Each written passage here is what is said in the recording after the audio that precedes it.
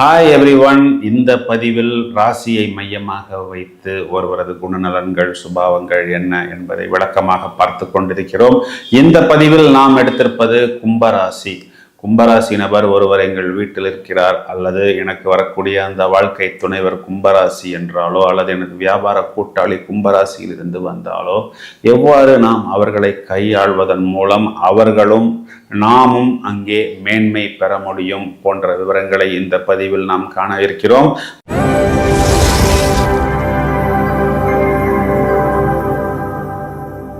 கும்பராசி என்பது மேஷத்திலிருந்து கணக்கு வைத்து பார்க்கும் பொழுது 11வது ராசியாக வருகிறது. சனி பகவானின் ஆட்சி வீடு. இந்த ராசியில் எந்த கிரகமும் உச்சமும் ஆவதில்லை, நீசமும் ஆவதில்லை. இது ஒரு ஆண் ராசி. லாபஸ்தானம் என்று வந்தாலும் மேஷம் என்பது சரம் என்பதனால் சரத்திற்கு இவர் 11ஆம் வீட்டின் அதிபதி பாதகாதிபதியாக வருவதனால் இவரே பாதகஸ்தானத்துக்கும், அதாவது பாதக ராசியாகவும் வருகிறார்.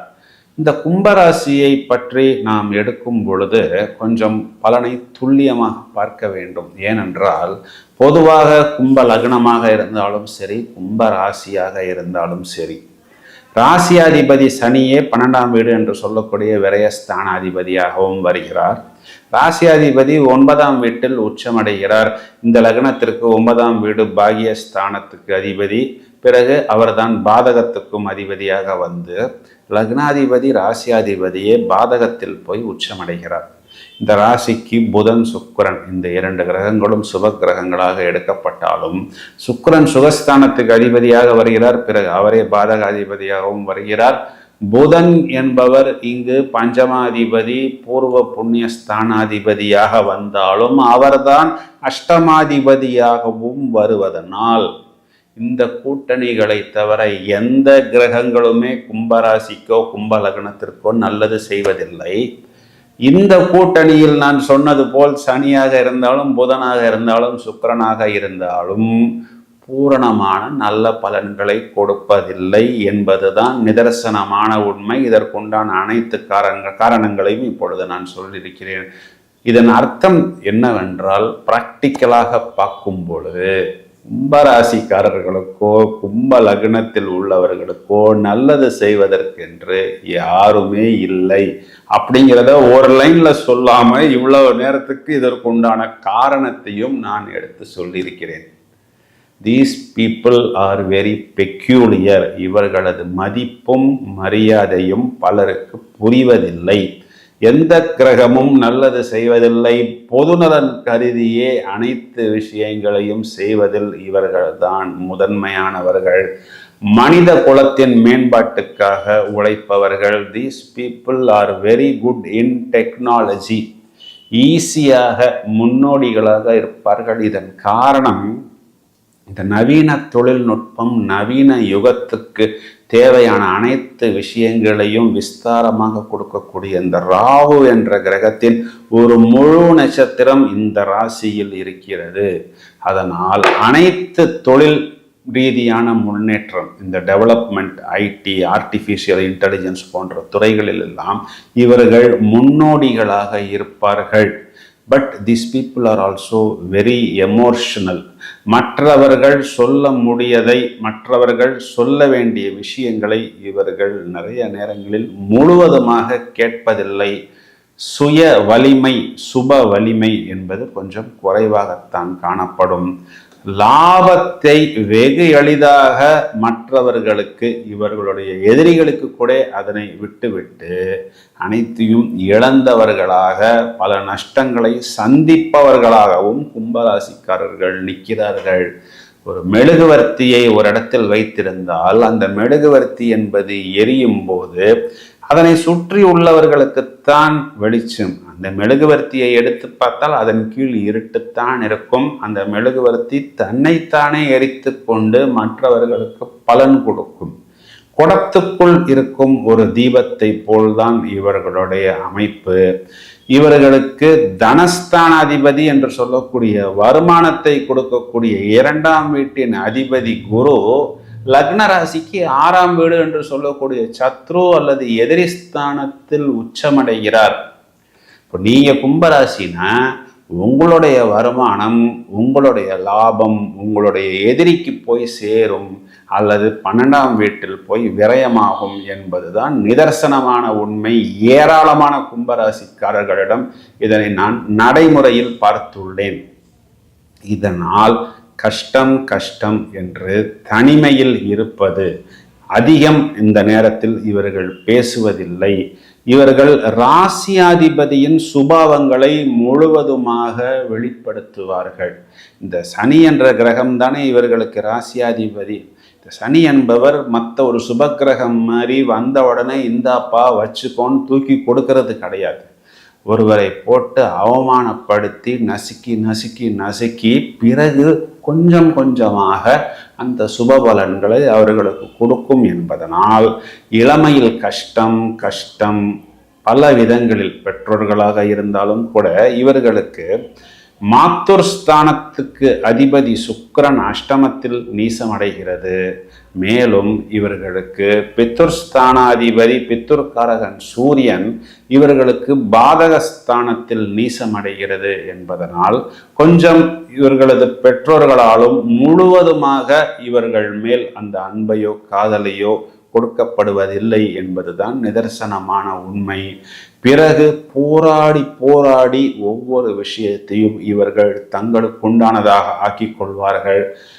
முதலில் நிலையான தொழில் என்பது இவர்களிடம் இருக்காது. ஒரு தொழிலை ஆரம்பித்து பிறகு வேற லைனுக்கு போவது, பிறகு வேற லைனுக்கு போவது என்று நாட்கள் போக போகத்தான் இவர்கள் பக்குவப்படுத்தி கொள்வார்கள்.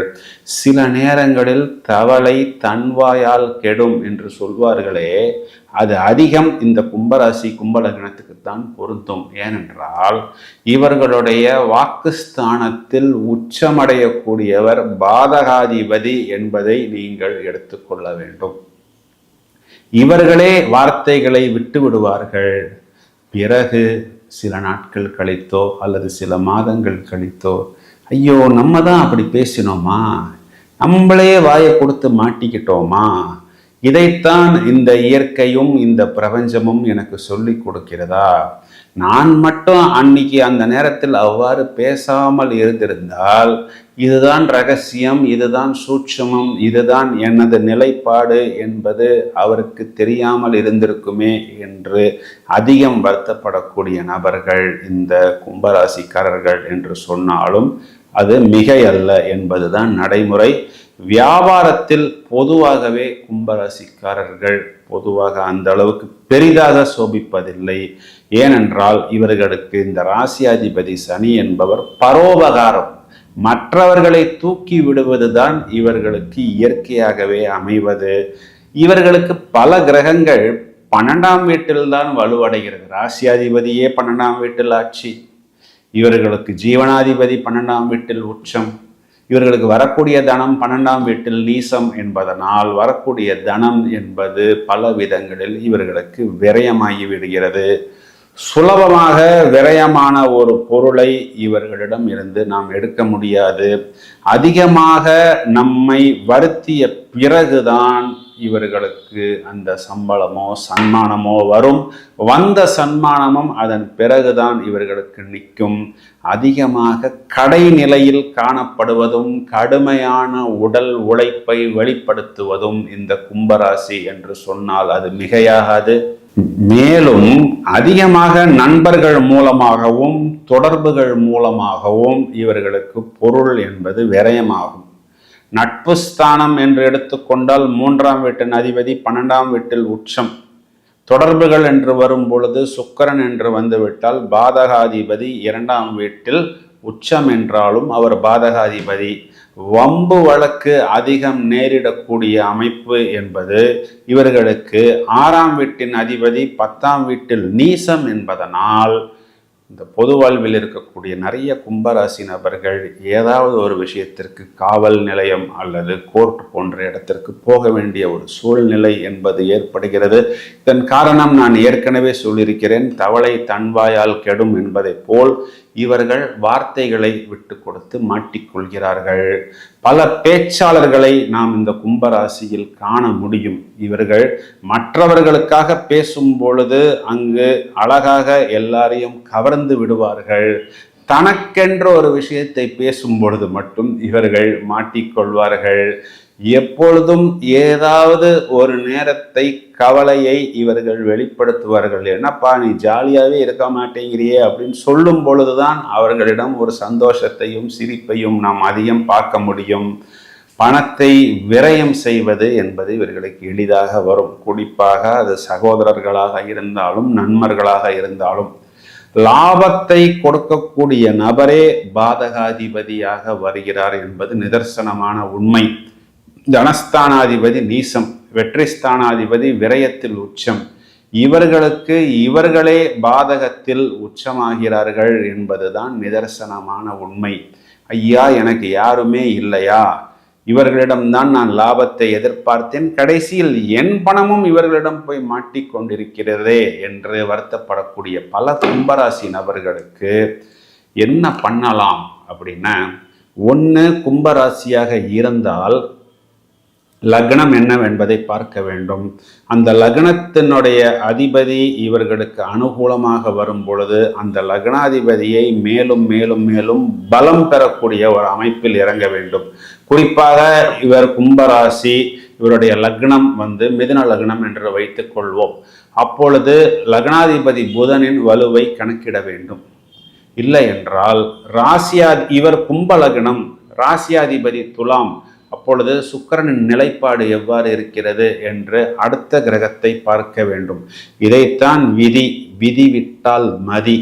இந்த மதியும் எனக்கு கை கொடுக்கவில்லை என்றால் சூரியனின் நிலைப்பாட்டை பார்க்க வேண்டும். இதைத்தான் கதி என்று சொல்வதுண்டு.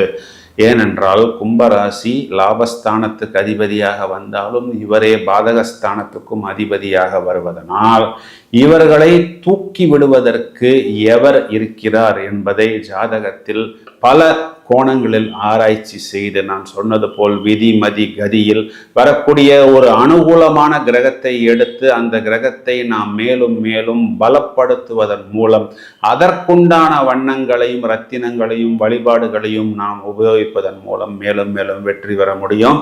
இந்த கூட்டணியில் அதிகம் வரக்கூடிய கிரகங்கள் என்று வைத்துக் கொண்டால் நாம் அதிகமாக கும்பத்திற்கு புதனையும் சுக்கிரனையும் தான் எடுத்துக்கொள்ள வேண்டும். ஏனென்றால் இந்த ராசிகள் தான் இவர்களுக்கு திரிகோணத்தின் அதிபதிகளாக வருகிறார்கள். ராசியாதிபதி லக்னாதிபதி சனி அல்லது பஞ்சமாதிபதி புதன் அல்லது பாக்யாதிபதி சுக்கிரன். இந்த 3 கிரகங்களில் எந்த கிரகத்தின் வலிமை அதிகமாக இருக்கிறதோ அதனை எடுத்து பலப்படுத்துவதன் மூலம் கண்டிப்பாக இந்த கும்பராசிக்காரர்களை ஒரு வெற்றியாளர்களாக மாற்ற முடியும். இப்பொழுது நான் சொன்ன அனைத்து விஷயங்களையும் நீங்கள் குறித்து வைத்துக் கொள்ளுங்கள். வழிபாடு என்று வரும் பொழுது மகாவிஷ்ணு வழிபாடு, ஆஞ்சநேயர் வழிபாடு மற்றும் லட்சுமி நரசிம்மர் வழிபாடு, சனிக்கு உண்டான நீல கலர் மற்றும் புதனுக்கு உண்டான பச்சை கலர், சுக்கிரனுக்கு உண்டான வெள்ளை கலர், ரத்தினங்கள் என்று வரும் பொழுது blue sapphire, green Emerald and diamond, அதாவது மரகத பச்சை, வைரம், நீலக்கல். இந்த ரத்தினங்களின் கூட்டணியை ஜனனகால ஜாதகத்தில் உள்ள கிரகங்களின் வலிமையை நன்றாக அலசி ஆராய்ந்த பிறகுதான் நாம் தேர்ந்தெடுக்க முடியும். அவ்வாறு தேர்ந்தெடுத்த பிறகு இவர்களுக்கு ஒரு நல்ல உச்சம், ஒரு வலிமை என்பது நாளடைவில் வெகு சுலபமாக ஏற்பட்டுவிடும். இந்த பதிவை நீங்கள் மீண்டும் மீண்டும் பார்க்கும் பொழுதுதான் நான் சொன்ன அனைத்து விஷயங்களும் உங்களுக்கு நன்றாக புலப்படும். எந்த ஒரு கும்பராசிக்காரரையும் காயப்படுத்துவதற்காகவோ வருத்தப்படுவதற்காகவோ நான் இவ்வாறு சொல்லவில்லை. இதன் சாராம்சம் முழுவதும் அவர்களிடம் சென்று தன்னிலை உணர்ந்து நான் யார், நான் மற்றவருக்காகத்தான் இருக்கிறேன், எனக்காக யார் இருக்கிறார் என்பதை தேடி கண்டுபிடித்து அந்த கிரகத்தை பலப்படுத்துவதன் மூலம் இவர்கள் மேலும் வெற்றி பெற முடியும் என்பதுதான் நிதர்சனமான உண்மை. நண்பர்களே, உங்களது நண்பர்களோ உறவினர்களோ கும்பராசியாக வரும்பொழுது இந்த பதிவை நீங்கள் அவர்களுக்கு ஷேர் செய்யுங்கள். மேலும் தொடர்ந்து இணைப்பில் இருங்கள். பல அரிய தகவல்கள் தயாராகி கொண்டிருக்கிறது. Thank you friends.